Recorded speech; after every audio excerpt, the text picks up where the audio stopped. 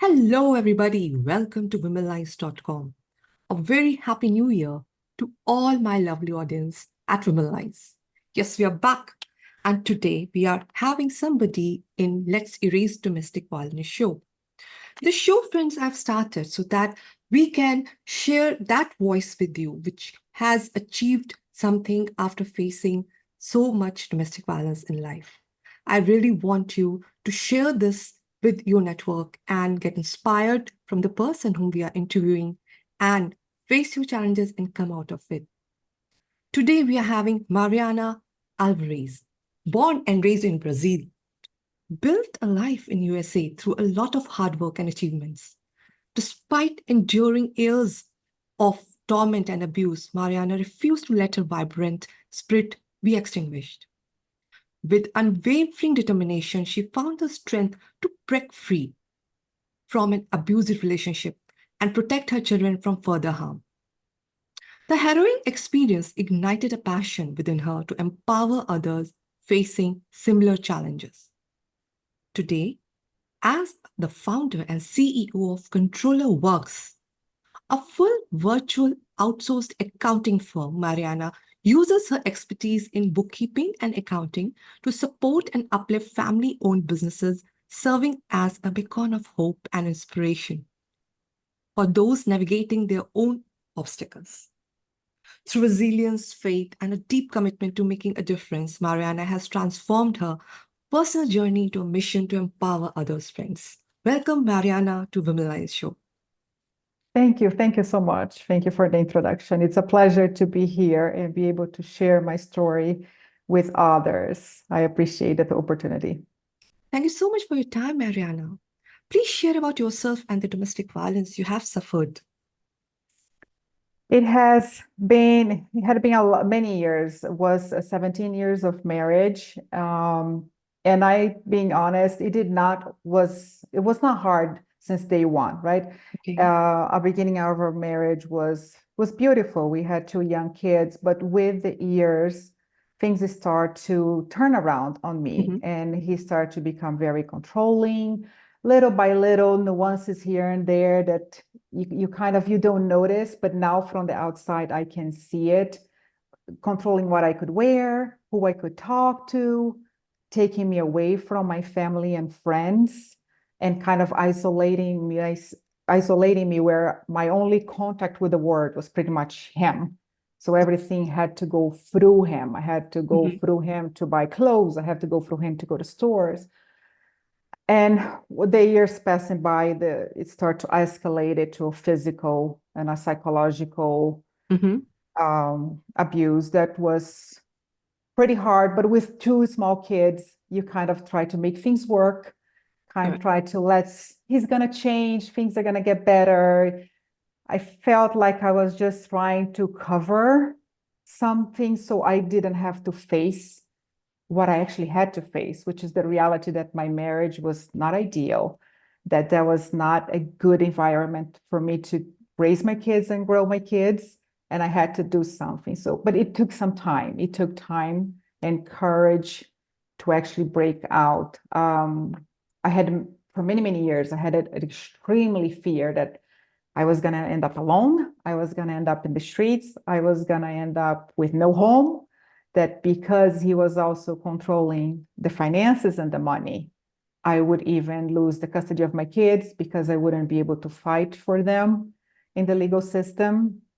So that fear that it held me tight and held me just bowing down and accepting that that's okay what he was doing it. It's okay that I was getting cussed or put Abuse. it down or abused and Mm-hmm. hit and all that. But everything has a limit, and we are all humans. It got to a point where I had to say enough is enough. And that was a very hard time. That was a very hard um, get to the decision that I had to bring it out. I had to go tell my parents, and I had to break to my mom and my dad that their little girl's marriage was not what we all thought was going to be. I had to break out to my kids that I was going to have to do something. And then the uncertainty of everything that was going to come up after that. But the thing that triggers me is there were two situations that happened way too close to each other. Is one of them is when he actually broke one of my front tooth Oh dear. on a So this was a situation. turning point in the life in your life, which you are sharing now. That this was a turning point which empowered you to break free from that relationship. Yes, that was that, and which happened in the same week is when he started attacking my daughter, Oh dear. which at that time was 11 years old, My. physically threatening with a construction hammer, like hitting the phone out of her hands. And when I saw that, I was like, how about if she had not took off her hands? He probably would have smashed her fingers with the hammer. And I could not sleep anymore after that day. I could not look at myself in the mirror because first I had the broken tooth, and second, I could not accept myself as a mom seeing what he almost did to my daughter. Must be tough, Mariana. I mean, this is sounding really some journey which must be full of so many challenges. And I'm so happy that, I mean, the turning point really gave you that courage because many women keep continuing throughout life because the doubts which you were facing in those years, those doubts, I think, are the main problem for every woman who are not able to step out of such relationship and keep facing domestic violence. So that turning point definitely must be a journey, must have required lots of courage in life, but that helped you to step out and stand for yourself. And you have set an example in front of your daughter. If you would have continued in that relationship, I'm sure it was a negative example for her. But now your daughter must be having a vision for herself, must be inspired from you. And she must be understanding how important it is for women to stand for themselves. Hats off for your courage, Mariana. Yeah, that was it. It was a lot of crying. I'll tell you that. I And cried. I must cried many, many, many nights. A must lot be of what you say. crying, and yeah, I felt very lonely, very, very lonely because there was a fear that the uncertainty that we don't know what's going to happen. Right. And one point that I figured out afterward that I was wrong is I always felt that I was going to be alone, that I was not going to find nobody around myself, around me to help me. And it was completely the opposite. Once you actually step out, Mm-hmm. I found so many good people willing to stand a hand. That is, that was a grace. That was just grace. And I realized that when we are in it, we don't see it. And that's why I want to bring it out there that there is help. There are Right. people willing to help. And we don't have to submit ourselves or our kids. Like you said, the example for my daughter, I also have Right. a son. I didn't want Yes. my son to be growing up looking at that because what would he end up being? Right? Very true. It will be that vicious circle. So it was definitely a strong, I guess, the mother instinct. It's more than anything, it's what helped me to get out of it. I want to understand, Mariana, how did you overcome the emotional and psychological challenges that often accompany such survivors? I mean, what advice you are having for those who are in the situation in present time? I think it takes time, it takes a lot of time. But one thing that I felt was very important, and I just dug in at work first because financially I had to work Right. extra.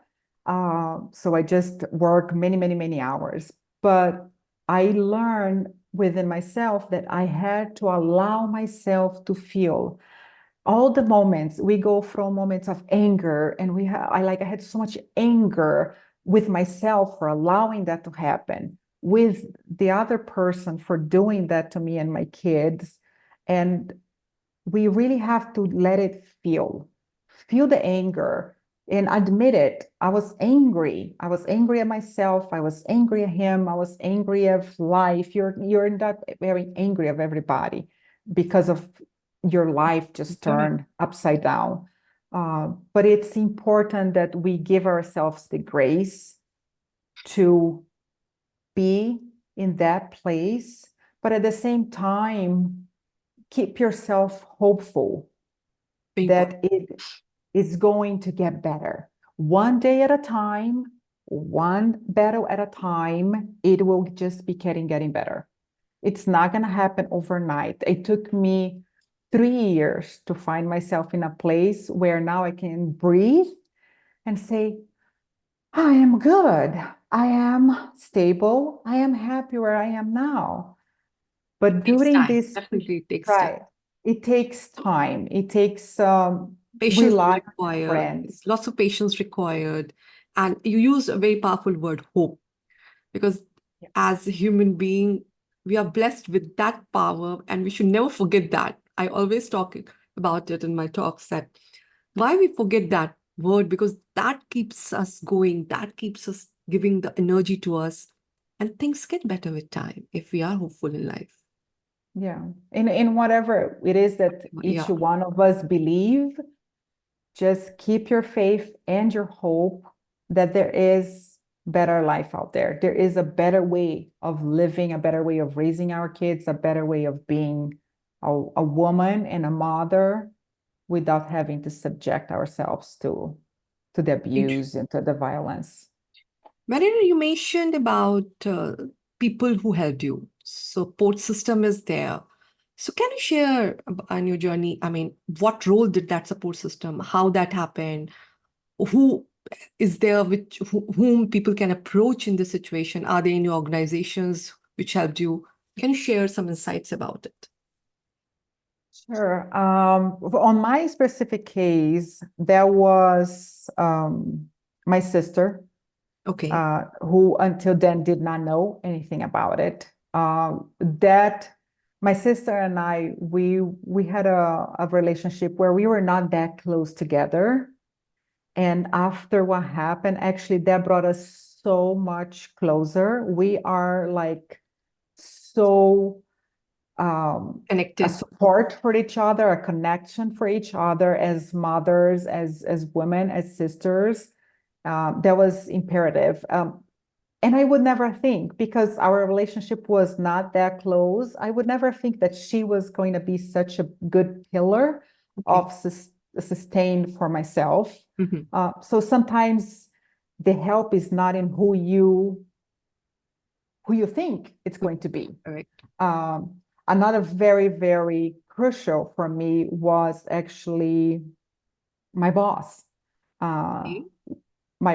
he was extremely supportive. Mhm. He gave me the job, even knowing of my situation that I was right in the beginning of the divorce. So I was still battling court and lawyers. So my time and my mindset was still very fragile. That's And he still gave me the opportunity. He said, you take the time you need. I trust you're going to make the right decisions, and we're going to be here for you. We're going to support you. And through the entire time, he was always super supportive. He would just meet up with me and talk and be there for me if I needed to just cry because I was too emotional or Mhm. too angry because I just left a court meeting with the judges. And I'm Mhm. like, that was very, very, very important. So I found that both in my personal family side, I had a pillar, but also in the professional.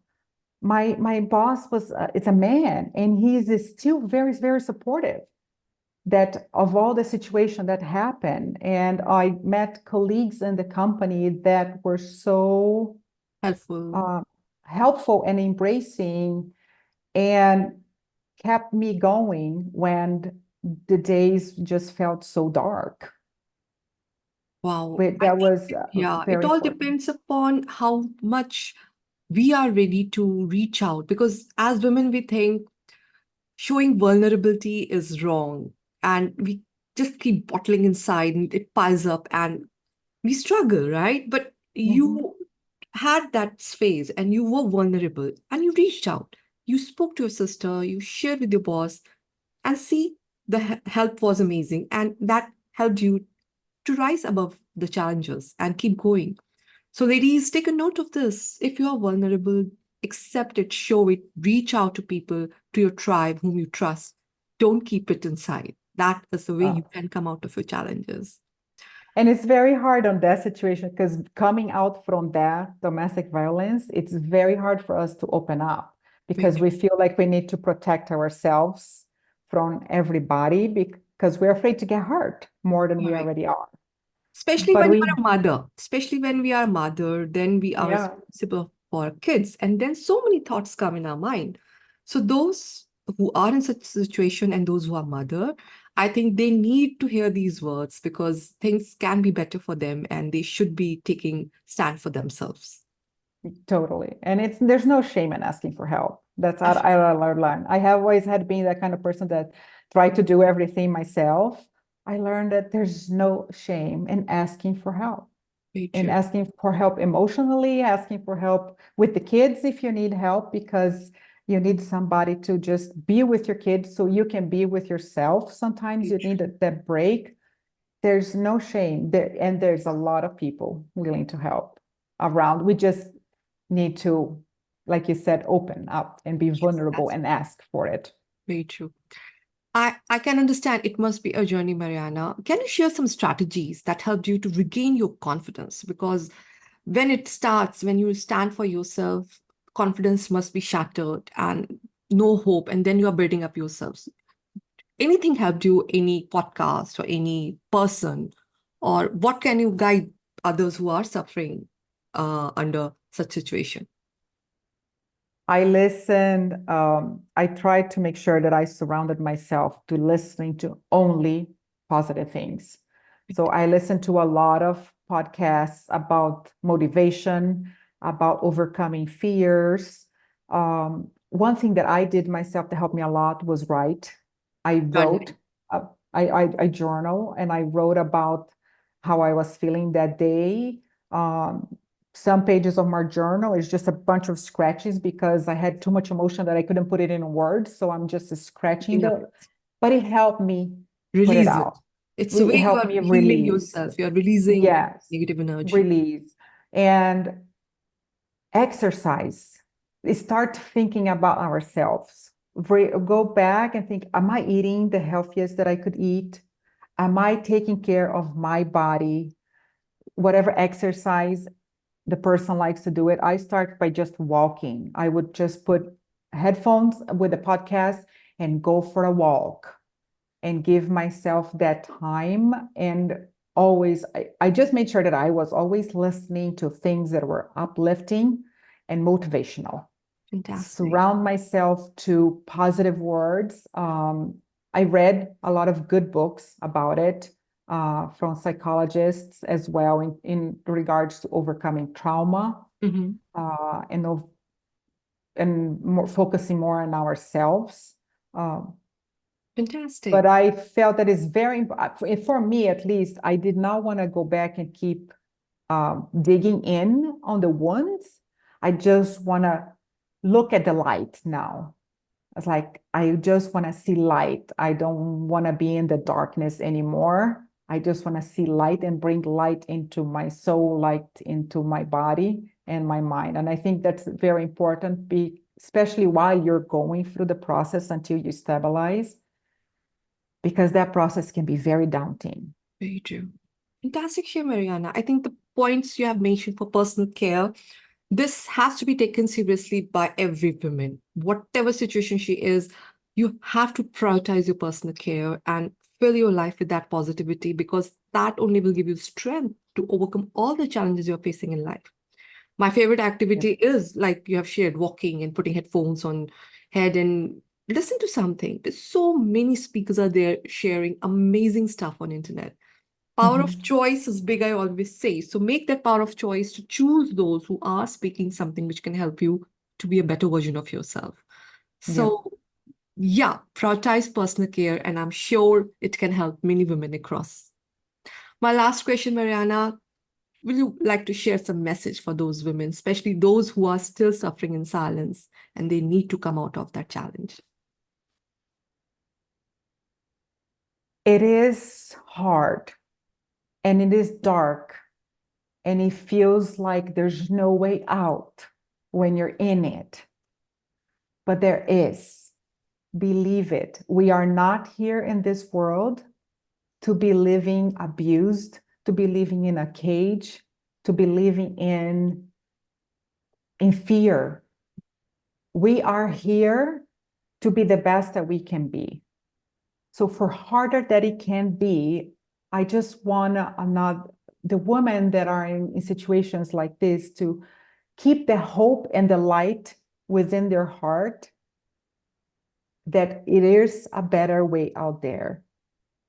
Fantastic. And don't fear asking for help because there's many, many people willing to stand a hand. Beautiful It, share, Mariana. Beautiful thank share. you.